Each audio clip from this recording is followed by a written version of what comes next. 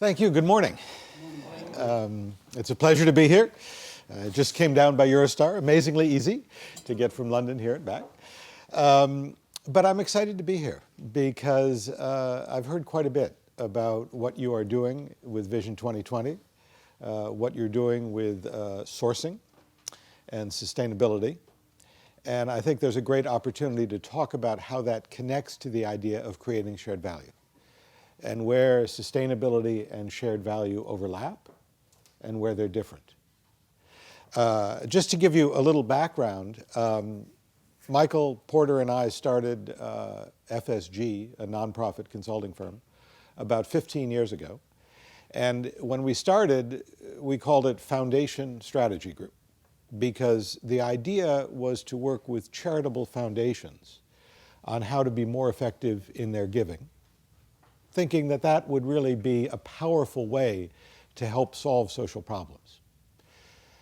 And what we discovered, after about a year, we were hired by Shell, oil company, and the more we looked at their philanthropy, which was substantial, the more we realized that what they did in their business had far more impact on society than anything they could do through their philanthropy. And that led us to begin to shift our thinking, to rethink about what is the role that business should play in society. And how does this connect to the competitive advantage and the success of a company? And so that led us through a series of 3 articles that Porter and I wrote in Harvard Business Review. The first one was called The Competitive Advantage of Corporate Philanthropy, is we're still thinking about philanthropy. But what we realized is that when companies stopped thinking about philanthropy as being nice and as being about public relations, and started to think about social issues that mattered to the business, first, they got much more benefit. And second, they could be much more effective because they understood the issue. The example we talked about in that article was Cisco Systems, the networking company. And about 10 years ago, Cisco discovered that one of the big constraints on their growth was that there weren't enough trained network administrators in the world for their customers to hire to manage the equipment that Cisco wanted to sell to them. Now, there are a lot of failures in educational systems around the world. This isn't unusual. But Cisco said, we could solve this problem. Nobody in the world knows how to train network administrators better than we do.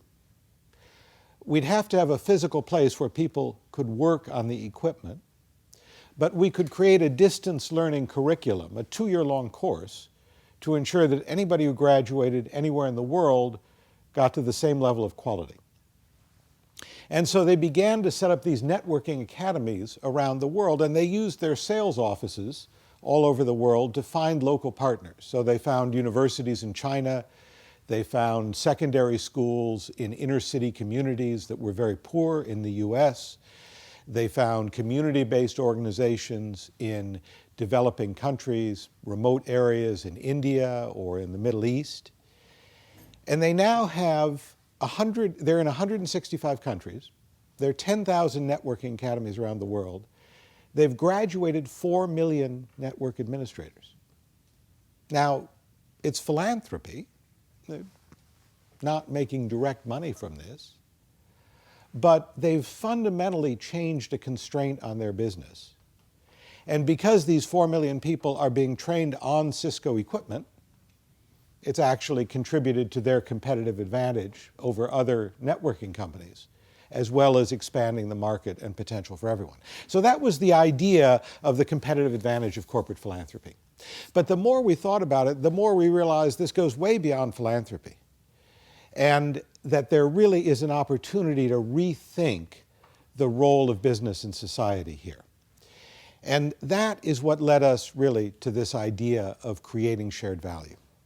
The idea that for a company to succeed, the conditions in the regions where it operates, the social and environmental conditions, matter. They contribute to the competitive advantage. And for an economy to grow, to civilization to be successful, it needs a strong economic base. It needs competitive businesses. And we realized so much of the writing about business in society has been about holding business back, has been about trying to limit business, has been on the assumption that government and nonprofits, charities, fix social problems, business causes them. And so a lot of the thinking, and I would argue that a lot of the thinking around sustainability is about restraining business from creating harm, environmental damage, bad labor conditions, so on. But what we thought was being missed was the real synergy, the opportunity for business to solve social problems and make money in doing it. And I think that the key shift around creating shared value is that it really is about solving social problems that are related to the business. And I think it goes much beyond sustainability. So we said, business can engage with society in three ways. There's still philanthropy, there's corporate social responsibility, and there's creating shared value. Philanthropy is about giving back to the community, and that's good, that's expected of companies, and they need to continue doing that. Corporate social responsibility is really about mitigating harm, and companies need to do that. And shared value does not replace philanthropy, and it does not replace corporate social responsibility. But in addition, we said, business can find new opportunities for competitive advantage by beginning to think about social issues as part of their corporate strategy, beginning to think about what's good for their customers, beginning to think about what's good for their suppliers, beginning to think about what they can do to change social and environmental conditions in ways that contribute to their own success. And that's the idea of shared value. It overlaps with sustainability. And we find companies, yesterday I was with folks from Novo Nordisk in Denmark, and they are absolutely following a shared value strategy. They call it triple bottom line. Other companies, Verizon is following a shared value strategy. They call it shared success.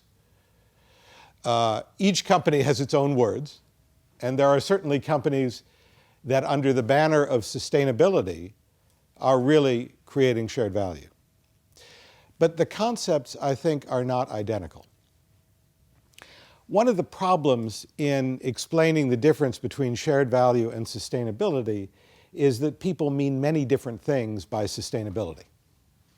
So in my mind, there are sort of two versions of sustainability. One is purely about the environment. It's about preserving scarce resources, reducing the footprint, and so on. And when a company finds a way to innovate, as Danone is, that reduces its use of water, reduces its use of energy, and thereby saves money, is more profitable. That's shared value, and that's also certainly sustainability. There's a broader definition of sustainability which really has to do with rethinking capitalism. A different model for how the world could operate to ensure that people and planet are protected as the population continues to grow. Shared value is not that visionary. Shared value really works with capitalism and the market as it is today. It's about things companies can do today in the current structure and the current incentives that change the world for the better. And so the overlap with this larger issue of sustainability, I think, is much less. And when a company does something like Cisco training network administrators, I'm not sure that would fall under sustainability, even the larger version. I mean, in a sense, they're sustaining the future of their industry by training people. But I don't think it would be classically considered sustainability. So I want to give you some more examples, but let me talk a little bit just about the framework for a minute to be clear about it. When we talk about creating shared value, we talk about it happening at 3 levels. The first is new products and new markets. The second is redefining productivity in the value chain. And the third is about strengthening the industry and regional clusters where a company operates. So the first one, and Danone has examples of all of these, I believe. The first one is new products and new markets. So if you've found a way to sell to low-income populations in emerging markets, smaller portions, informal distribution systems, that's reaching a new market. When you found a way to differentiate your product by increasing its nutritional value or reducing sugar and fat, that's creating shared value, and that's in the product market. When you've reduced your energy use, when you've reduced your water use, that's redefining productivity in the value chain, and you're certainly doing that. And when you strengthen the communities where you're operating, when you think about how palm oil plantations can be more productive and avoid deforestation, I think that that is part of the cluster idea. But as I understand where Danone is today, it strikes me that it is very rooted in a classical definition of sustainability. It's really looking at the company's impact on a particular set of issues and trying, again, to reduce harms, to reduce the footprint, looking inwardly, looking mostly at what's happening within the company, and doing things that, by and large, others in the industry are already doing. So that's good, and that's important. It's not necessarily going to give you a competitive advantage if everybody else in the industry is doing the same thing. And what we've seen are really interesting examples where companies have gone beyond that because they've really started to build social and environmental factors into their core competitive strategy and to differentiate themselves that way. So what's an example?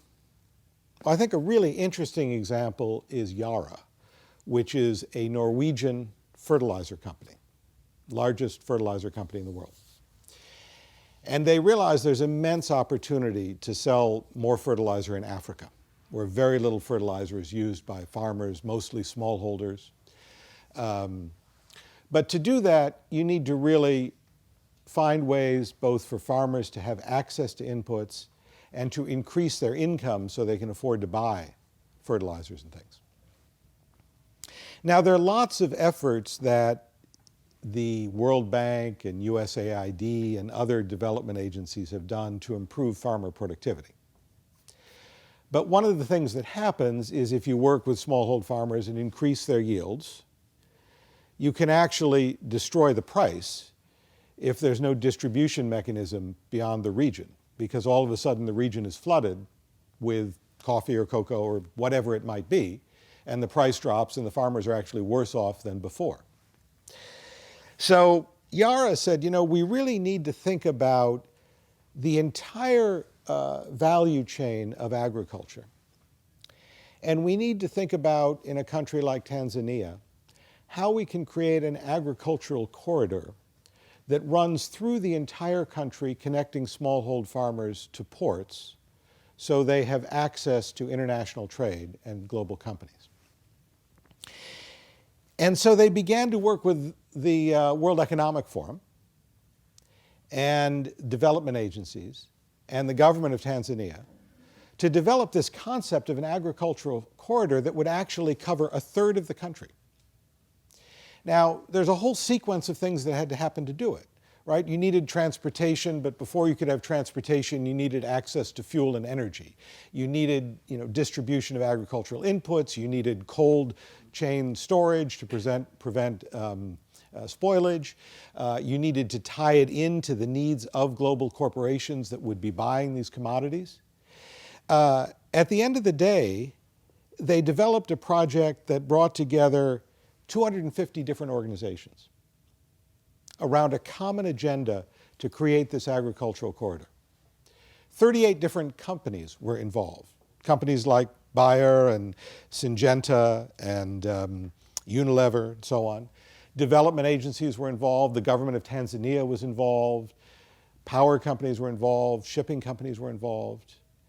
Now, Yara couldn't control the whole thing. These people didn't work for Yara. But Yara could create the common agenda and help orchestrate the efforts of these different companies and NGOs and governments. And the result is an agricultural corridor in Tanzania that will have a profound impact on the productivity of smallhold farmers and incomes in that country, and will also, has already more than doubled the sales of fertilizers for Yara in that region. It's a problem-solving approach that goes beyond thinking about what we're doing in our company alone. It says there are issues and problems out there in the world that we can lead change. We don't control them. And again, it's different than working with your employees, different than working with your suppliers, because you don't control the other people. But you can set the agenda and you can orchestrate the process in a way that gives your company a competitive advantage and has a profound effect. Another example, we've been working at FSG with Eli Lilly and Company. Lilly has a set of products that involve nutritional supplements. They're mostly dairy-based. They wanted to enter the market in India.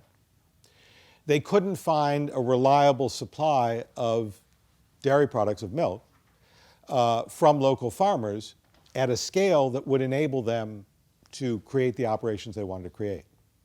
They too have begun an operation that involves NGOs, that involves government, that involves other companies in raising the productivity of dairy farmers in India, in the regions where they operate, to give themselves a better supply. Walmart doing the same thing in Africa. They've started to open stores in Africa. They want to sell produce. They can't find an adequate supply of produce from smallhold farmers, working with them to increase productivity and yields. So what we're finding is companies going beyond conventional sustainability to identify and tackle problems. We're also finding lots of unusual partners in doing that. So Coca-Cola has been working with the Gates Foundation to help farmers transition from the crops they were growing in South Africa to fruit, because Coke wants to sell fruit juices there, too expensive to import pulp.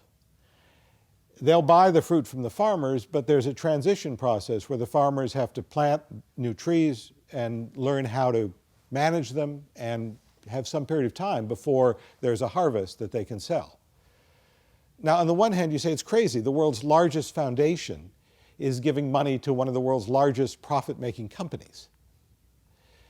But on the other hand, you say, well, actually, it makes perfect sense, because Gates wants to improve incomes for farmers. But they don't want the farmers to be dependent on their philanthropy indefinitely. Coke wants to buy from the farmers fruit, but it's not worth it for them to invest if they have to pay all of the transition costs. And so there's a perfect synergy. So we're finding interesting bedfellows. Well, I don't want to give you the sense that it's just about smallholder farmers. Of course it's not. But we're seeing examples of innovation that come from sustainability. So Nike, the athletic apparel company and shoe company, has been trying to reduce their environmental footprint significantly. And it's changed the direction of their research and development. And actually, it's fascinating to look at their sustainability department, because they've actually hired venture capitalists in their sustainability department, because they want to find and invest in new businesses that are creating products and services that are useful to them. And so they've found a company, for example, that has a way of dyeing fabric that doesn't use water. So they've invested in that company. Powerful for them. But they also challenged their R&D staff to develop a shoe that had no waste products. And the staff came up with the idea of a knitted shoe, so that there's a single strand of synthetic fiber which is knitted to create the shoe. It led to a new generation of shoes that were lighter and higher performance than anything they'd made before, was used in the last Olympics, and again, was a source of innovation for them. Not just thinking about how do we reduce our emissions, but how do we do things differently in a way that enables us to get a competitive advantage. And that's really core to the idea of creating shared value. We've been writing up some teaching cases for Harvard Business School, and there's some very interesting companies there. One of my favorite examples is a health insurance company from South Africa called Discovery Health.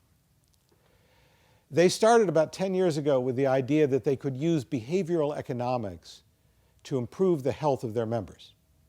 So they have a whole set of financial incentives. If you have their health insurance, they'll pay your health club membership, but only if you go twice a week. You have a card you have to swipe. If you don't go, they stop paying.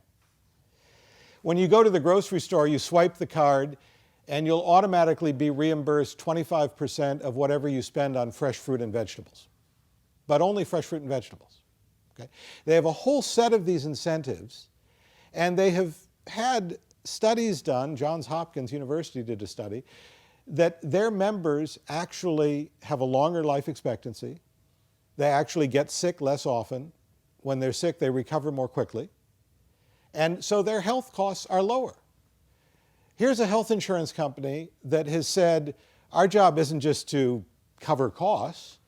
Our job is to make people healthier and reduce medical costs. They've become the dominant health insurance company in South Africa. They're operating now in China. They're in the UK. They're in a number of other countries, Australia. And they're taking this model forward.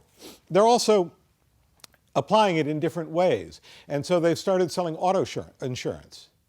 And if you give them permission, they will put a little device in your car that actually tracks your driving behavior, your braking, your accelerating, and so on. And you'll get feedback in the way of points for better driving. And if you get enough points, they'll pay half your gasoline bill. Now, everybody, it turns out, thinks they're an above average driver, which of course is impossible. And none of us really know because we have no feedback. They can actually watch over the first 6 months that someone has this device in their car, people's driving improve as they're getting this feedback. And their insured drivers have half the number of fatalities from car accidents of the population as a whole.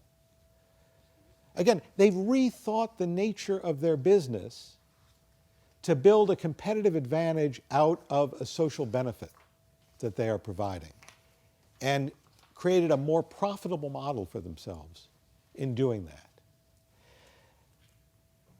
We often talk about Nestle and the Maggi cubes, the bouillon cubes that they sell in India and West Africa that are designed to have iron and vitamin A and other nutrients that are in short supply to address malnutrition.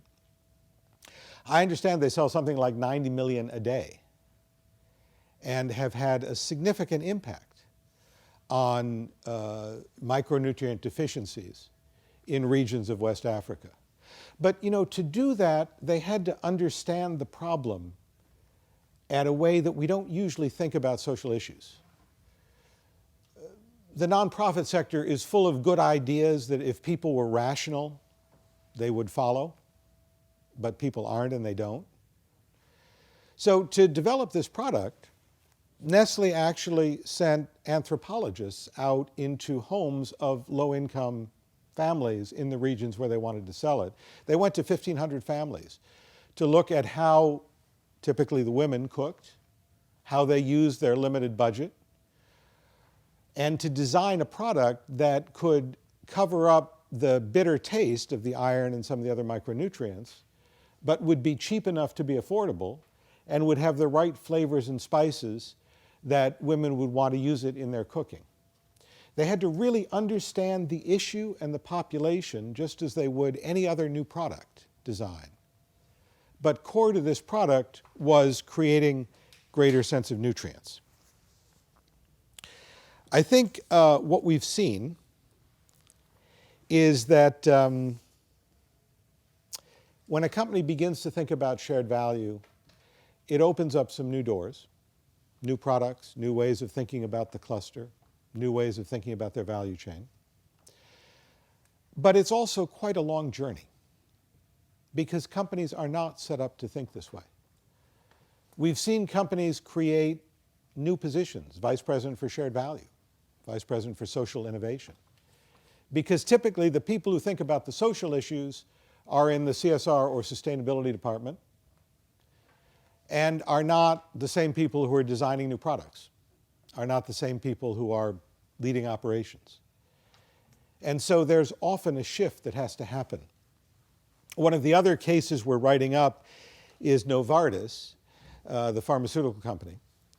And they started a program a few years ago in India.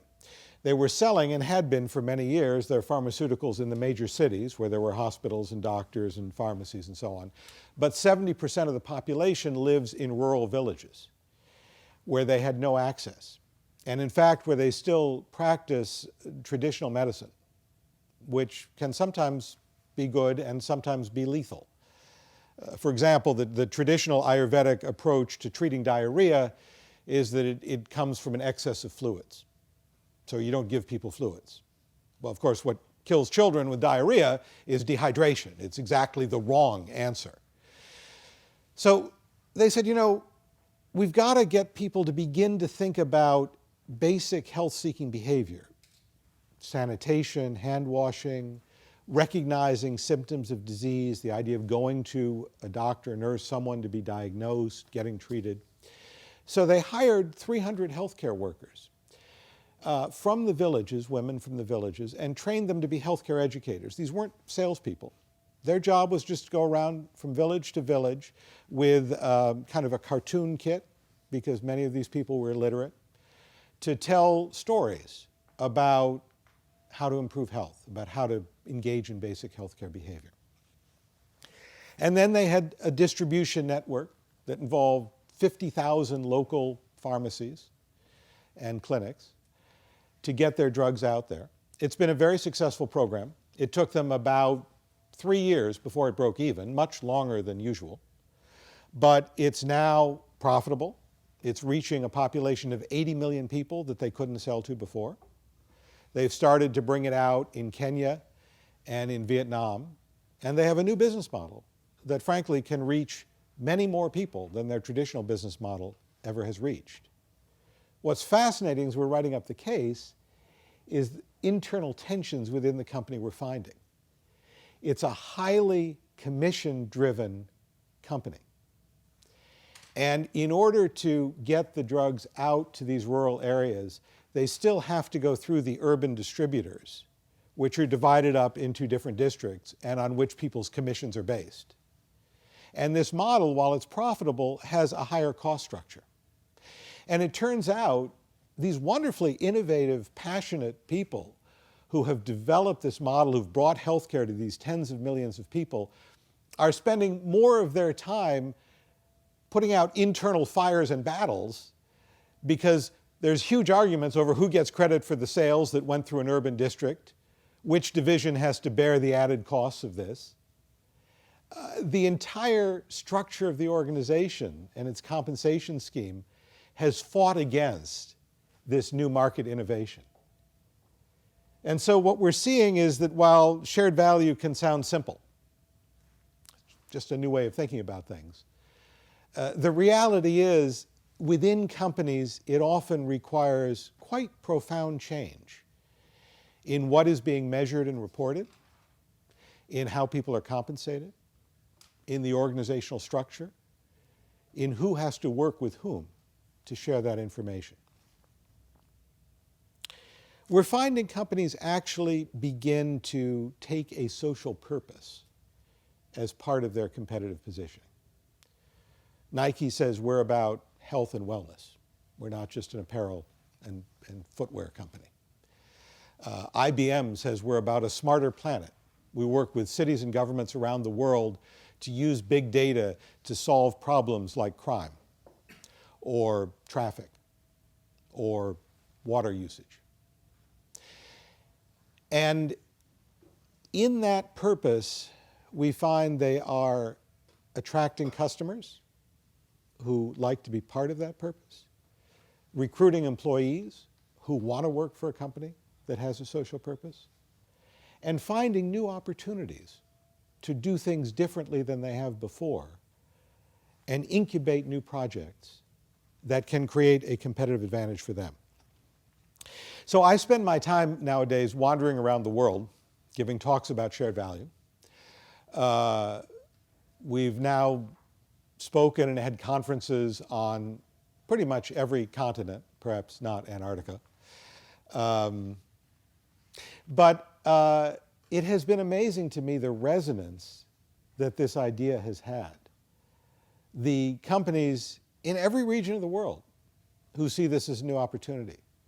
The governments, Korea, India, Colombia, that are beginning to think about how do we create government policies that promote shared value on the part of companies. The development agencies, the World Bank, IFC, who have said how do we work with companies differently to help fund projects that create shared value. And I do believe that bringing companies to the table, not just to think about minimizing their footprint, which is important, but to think about how they can use their core skills, products, services to help solve social problems in the world, is a fundamental change, and one I believe that will enable us to make much more progress on social issues in the coming decade than we have in many decades before.